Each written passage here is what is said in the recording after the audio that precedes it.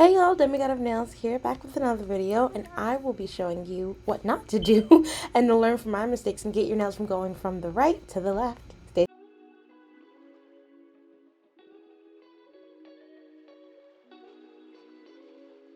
Okay, so I'm going ahead and size up my tips. I wanted them to be a bit wider, so I was like, let me do slightly larger sizes. I'm etching the tips so they adhere properly.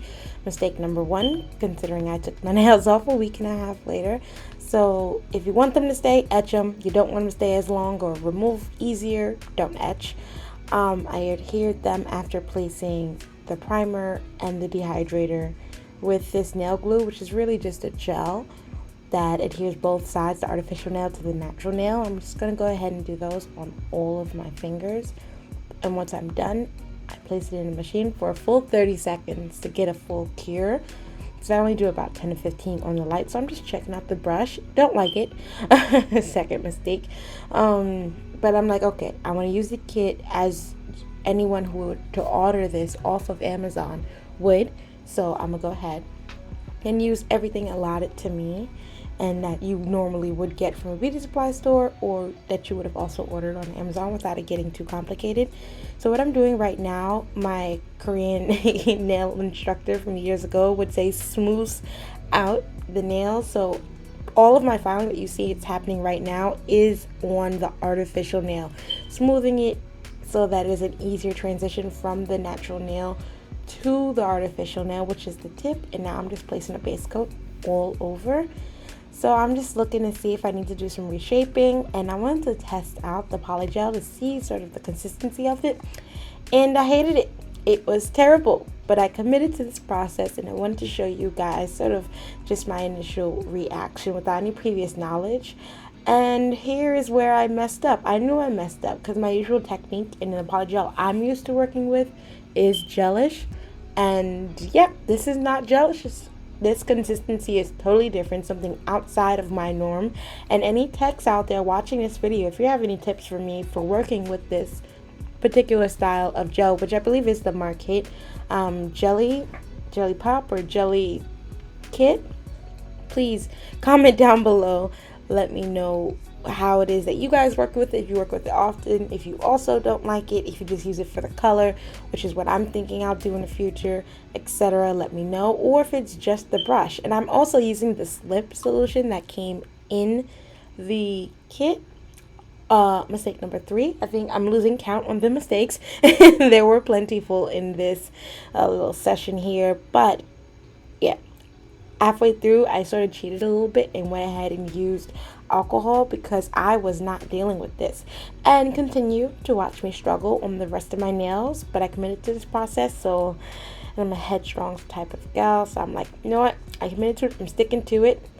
And yeah, that persistence, you guys, has me peeved. I'm trying to work on an abs, and look at this shit. Excuse my language, but goddamn, this is terrible. So right here I'm in a drunken stupor trying to fix this, and not only did I overcommit to a process with a gel that I don't like, a polygel that I don't like, I now overcommitted to a point where I'm also fixing this crap with the included tools, which is this damn hand file. So I'm sitting here flexing my biceps and triceps, working the muscles in my hands to an exaggerated point continuously to get this smoothed out, as my old Korean instructor would say, and getting it together. Because how that lumpy, grumpy stuff that was happening before, never.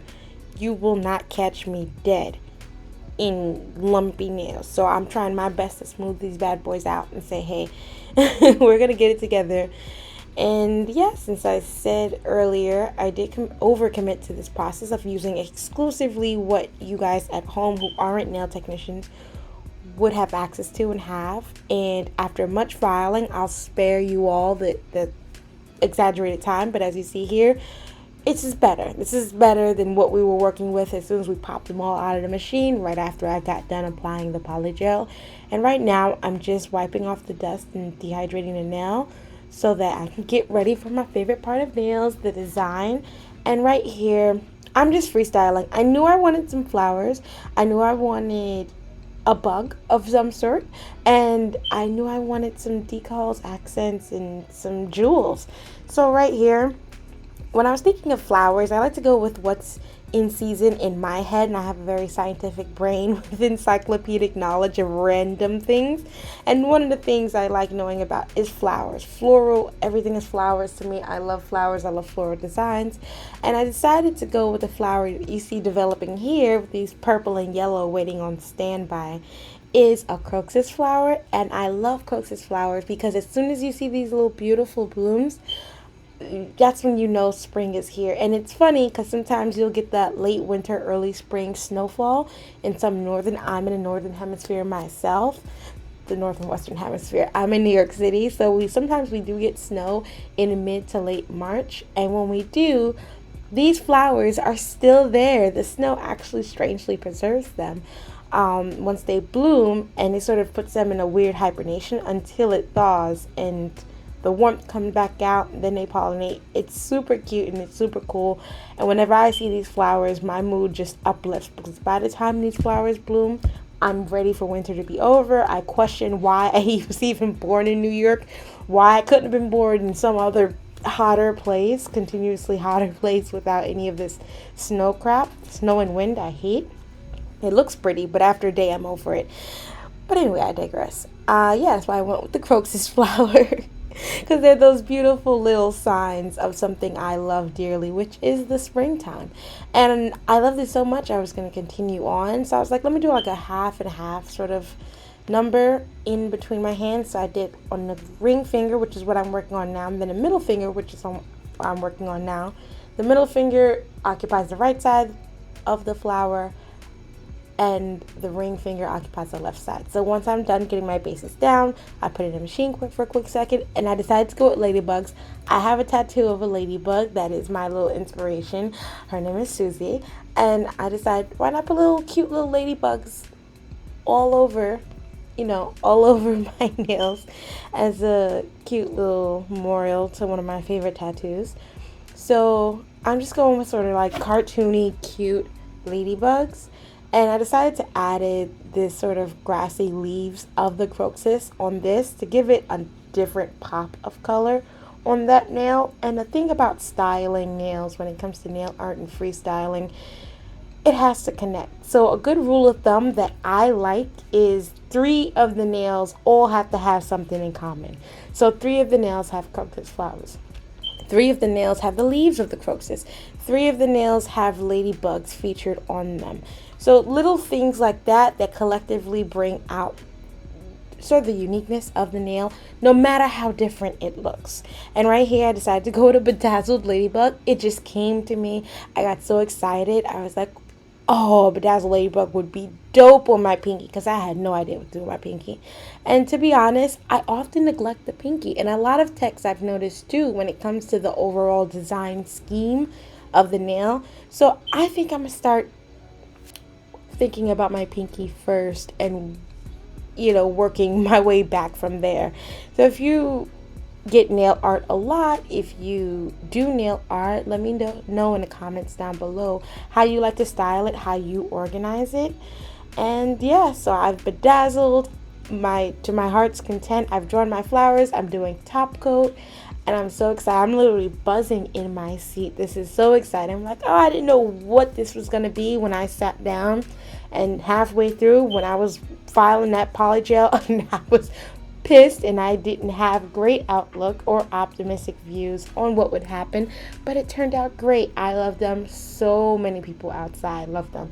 The lady at Ulta Beauty, Five Below, have been shopping around and running errands, and I've gotten so many compliments. And you see me here just like I did a full length of what it takes for me to top coat after decaling, after art on a full length tip nail. And sometimes I do the back also, especially if it's a little dusty or if there's additional debris or if it's a bit cloudy, messing up the overall aesthetic of the nail. And I was going for a jelly one, and I just put the cuticle oil and boom, done. So now I was like, I had to put these bad boys on canvas. Got my canvas in the background, turn those lights up. Yes, look at that. It's so pretty. Oh my God, I'm so excited. So I'm not excited to do it on the other hand, but I will cheat and use the drill But this hand, I loved so much. Everything about it. It's one of my favorite sets I've done so far. Let me know what you guys think below. Is this something you would get? Is this something you would do? Have I inspired you to do a similar set? Are you ready for springtime? Thanks again for visiting my channel. If this is your first time here, welcome. I ask you to like, share, and subscribe for future videos, specifically specializes on art and cuticle and nail care. I will see you all in the next one. I'm just going to keep feeling myself for a little bit.